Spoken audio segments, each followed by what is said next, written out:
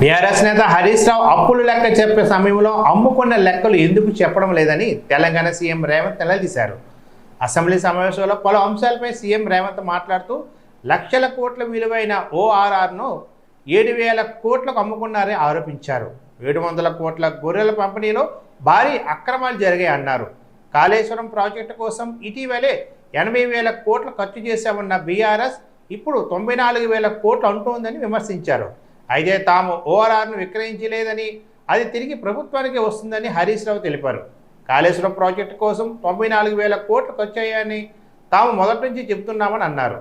బతుకమ్మ చీరలపై అసత్యాలు చెప్పి మహిళలను అవమానించారని, ఎందుకు క్షమాపణ చెప్పాలని ఈ సందర్భంగా డిమాండ్ చేశారు. ఆలోచన మారలేదు, విధానము మారలేదు. ఔటర్ రింగ్ రోడ్డు 159 కిలోమీటర్లు ఆనాడు కాంగ్రెస్ పార్టీ అద్భుతంగా ప్రపంచానికి ఆదర్శంగా ఉండే ఔటర్ రింగ్ రోడ్డును నిర్మిస్తే లక్షల కోట్ల రూపాయల విలువైన ఔటర్ రింగ్ రోడ్డును పల్లి బఠానీలకు అమ్ముకున్నట్టు 7,000 కోట్ల రూపాయలకు అమ్మి తెగనమ్మి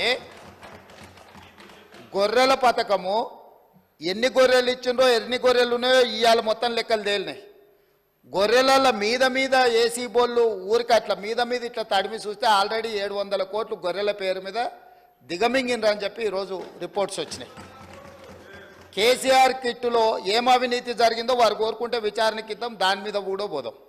ఇదే కాకుండా గొప్ప పథకం అని చెప్పిన బతుకమ్మ చీరలలో జరిగిన అవినీతి మీద కూడా బతుకమ్మ చీరలు చేనేత కార్మికులకు పని కల్పిస్తున్నాం అని చెప్పి సూరత్ వెళ్ళి కిలోల కింద చీరలు తీసుకొచ్చి ఆడబిడ్డల్ని మభ్యపెడితే ఆడబిడ్డలే బయటకు వచ్చి తగులబెట్టిర్రు. అవి ఏడగడుతురు? వ్యవసాయ పొలాలలో పిట్టలను బెదిరించడానికి బతుకమ్మ చీరలు కడుతున్నారు. ఆడబిడ్డలు ఎవరు కట్టుకోలే అధ్యక్ష. అంటే బతుకమ్మ ఒక సెంటిమెంట్ తెలంగాణ ఆడబిడ్డలకు, ఆ సెంటిమెంట్ను కూడా దోపిడీకే ఉపయోగించుకున్నారు. గొర్రెలు మా యాదవ్ సోదరులు అమాయకులు, మంచోళ్ళు, నమ్మితే ప్రాణం ఇచ్చేటోళ్ళు. మా కుర్మ యాదవ్ సోదరులను అడ్డం పెట్టుకొని 100,000 కోట్ల రూపాయలు కొల్లగొట్టి మింగుతే ఇవాళ వాళ్ళ పంపకాలలో పంచాయతీలు వస్తే పోలీస్ స్టేషన్లో వాళ్ళే ఫిర్యాదు చేసుకుంటే ఆ కేసు ఏసీబీ విచారణకు తీసుకుంటే ఇవాళ ఇప్పటికే మీదనే 700 కోట్ల రూపాయలు వచ్చినాయన్నారు. ఇప్పుడు ఈడోళ్ళు వచ్చి కూర్చున్నారు. అదేవిధంగా మొన్నటి వరకు పదే మమ్మల్ని సవాల్ విసిరిండ్రు. ఏమని? అసలు కాళేశ్వరం మీద మేము పెట్టిందే 80,000 కోట్లు, కాళేశ్వరం ప్రాజెక్టే 80,000 కోట్లు అయితే 1,00,000 కోట్ల రూపాయల అవినీతి ఎట్లా జరిగింది? రాహుల్ గాంధీ గారు లీడర్ కాదు రీడరు అని ఇట్లాంటి మాటలు వీళ్ళే మాట్లాడారు. ఇప్పుడేమంటుండు? ఇప్పటి వరకు మేము 94,000 కోట్ల రూపాయలు కాళేశ్వరం ఖర్చు పెట్టినామంటున్నాడు. నిన్నటికి నిన్న పోయి చూసిర్రు ఎట్లా కూలిందో, ఇంకేమైనా మిగిలిందా లేదా అని. ఇవాళ ఇన్ని తప్పిదాలు చేసి ఉన్నాయని నమ్మి రంగారెడ్డి జిల్లాలో తమ రంగారెడ్డి జిల్లా నుంచి రిప్రజెంట్ చేస్తున్నారు అధ్యక్ష.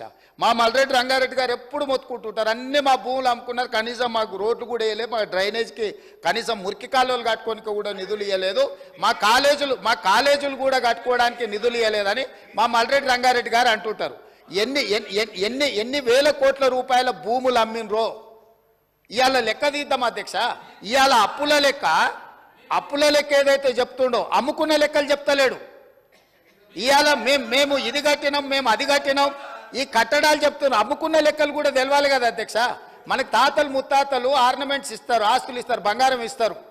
మనకి ఇంట్లో ఆడబిడ్డలకు ఉండనీక అని చెప్పి బంగారం ఆభరణాలు ఇస్తారు. కానీ ఇంట్లో ఎవరో ఒకరు వ్యసనాలకు లోనయ్యి తాగుడుకో జూదానికో అలవాటు పడి తాతలు ముత్తాతల నుంచి వచ్చిన బంగారం అంతా తెగ నమ్ముకుంటారు, భూములు తాకట్టు పెడతారు. తాతలు తండ్రి ముత్తాతలు సంపాదించిన గౌరవం పేరు మీద ఊర్లో అప్పు ఉడితే అప్పు కూడా తీసుకొచ్చి అప్పు కూడా పెట్టి ఎక్కడిదక్కడ కథం పడతారు. ఇవాళ 10 ఏళ్ళైనా అధ్యక్ష నేను మిమ్మల్ని ఒకటే మాట్లాడగదలుచుకున్నా. ఏమన్యాయం చేసినాం అధ్యక్ష? పాలమూరులో మేము చంద్రశేఖరరావుకి ఏమన్యాయం చేసినాం? 2009లో కరీంనగర్ జిల్లాలో అక్కడ ఓడగొడతారని భయపడి పాలమూరు జిల్లాకు వలస వస్తే వలసలు పోయే పాలమూరు జిల్లా ప్రజలు గుండెలు పెట్టి చూసుకొని భుజాల మీద మోసి పార్లమెంటుకు పంపిస్తే పార్లమెంటుకు పోయి ఇవాళ